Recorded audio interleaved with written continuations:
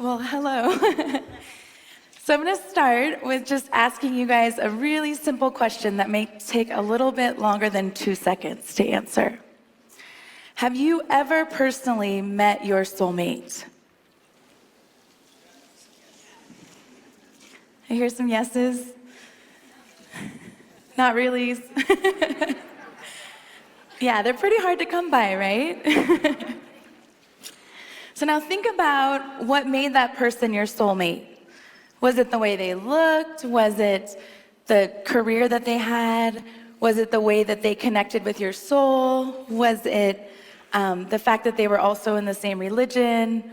There's a million different reasons, right, why we feel connected to another person in that deep way. So I grew up in a Christian environment, and I was dead set on finding my soulmate. So I knew I wasn't going to find this person in a bar or at a club. I knew this person had to have really high character, had to have respect for women, had to be good looking, and had to love me for who I was, because I'm kind of a unique character. So I went along life, went to an Ivy League school, played soccer, achieved whatever I could achieve and grasp at that moment. But one thing that always lingered is that I really wanted to find this one thing, which was my soulmate. So I'm like 24, 25 years old, and by this time in the Christian community, it's like your eggs are probably getting like cobwebby at this point. Now we think 25, that's not too old, but back then I felt old. So one night I was browsing on the internet, and I'm really into the Myers-Briggs personality test. So I was looking up, I wanted to find a guy who was an INFJ male. So I just typed into Google INFJ male, right? And there were 2 results, and one of them happened to be my future spouse. So I had reached out to him, we met up. I happened to be doing social work in Pasadena. He happened to be a software developer working for a startup in Pasadena, but living in Reno. And we had this amazing connection. We had this whirlwind courtship, and within 6 months, to all of our family's dismay, we were married. But it made sense. Like, our families, they got it. Like, they saw us together and they understood these 2 people are super compatible. They have a tremendous amount of respect for one another, and they literally make each other better people. So he was like the yin to my yang. He was a developer, software developer, super just chill, relaxed, goes at a slow pace, but a steady pace. And then I was just crazy, erratic, creative. And it just worked like lock and key, just so seamless. And this went along I moved to Reno, dropped out of grad school, moved to Reno, started working in startups and started doing startup-y things with my new husband. And every night we would go out to restaurants or bars and just talk about ideas. It was like TED Talks all the time. We just really enjoyed each other's minds. And we were soulmates, literally. And so this went along, we've been married now 9 years, and so this went along for a good while, and it felt like the most peaceful time in my entire life. I felt like I had a home inside this person's soul, and this person lived with me. We worked together oftentimes, we did projects together, we dreamed together, we bought a house together. I helped him raise my stepkids together, and everything seemed like I had won the lottery. Like, I could check that box off, like, found my soulmate. And so you can imagine one day, I was told something that would change my life. I was told that my spouse was transgender.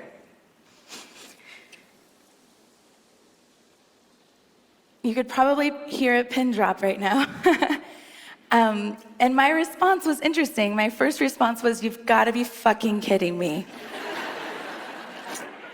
My second response was, "Okay, tell me more. Like, what does this mean for us? And what do you have to do to feel whole and to feel like you feel good in your body?" So this was about 3 years ago now, and we are still married, and this took me through this process of really researching, what does it mean to be transgender? For my spouse, it meant that she was not comfortable in her male body, and that she needed to medically transition.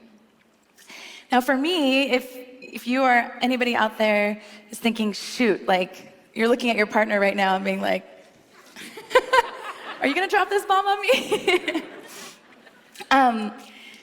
It's been an interesting journey. I would love to say I was always very PC and very open-minded and very encouraging of her transition. She did give me the option. She said, if this ends our relationship, I will not do this. And I just had a tremendous amount of respect for how much she respected our marriage and me as a human. And so it's like I had all this respect for her, and I wanted the best for her, and I wanted her to be whole. And at the same time, I couldn't put words to it, but I was feeling like somebody was dying, It was like somebody that I knew was going away, and there was a new person coming in. And part of my struggle is really real, and it's really just the natural progression of how one would feel when their spouse transitions. And then there's another part of it, which is more like around 60% of my reaction, and that's what is known as internalized transphobia. And I didn't even know I had it. It's very much, Alexis talked about programming and what men have been programmed and boys have been programmed to think about women and sexuality. And I think as a society, we've been programmed to think that people that don't fit into the binary, who aren't man or woman, or who were born as a sex that they don't identify with, that those people are different or weird or strange. And so imagine when I know this person inside and out. I've been married to this person for 6 years by this point, and I adored every fiber of this person's being. So you can imagine that me of all people would understand and realize that, like, this is a normal person who has a very serious condition that is treatable. But it was hard because I still felt like this sense of embarrassment a little bit, or shame that we were now different, right? So I had to go through my entire process. This has been 3 years, but I've had to do a lot of hard work on what does it mean to be married to somebody who is transgender? What does that mean about my sexuality? Does that mean that I'm now a lesbian? Because when we go out, of course, people see us and they just think that we're a lesbian couple. That's not entirely accurate. What does it mean, we go to the gym and we go to the locker room together and we swim together. And all these things lead us to interactions with people that could or could not be understanding of our situation. And that was hard for me. It was hard for me to go from having all this privilege as a white, middle-class female who feels okay being a female, who's married to a male so I was in a heterosexual relationship, and I had all this privilege that I didn't even know that I had. And so as we're going through this journey, it's like we're learning new things every day, and I'm learning what words to say, what words not to say. I'm learning what works in the bedroom, what doesn't work in the bedroom, right? I'm relearning all sorts of things. But what I'm learning the most is that a lot of my fear about my spouse changing was really imposed from the outside. It was really my fear of what other people would think. And so now I stand here today. I'm the proud wife of a transgender woman, and she is still my soulmate.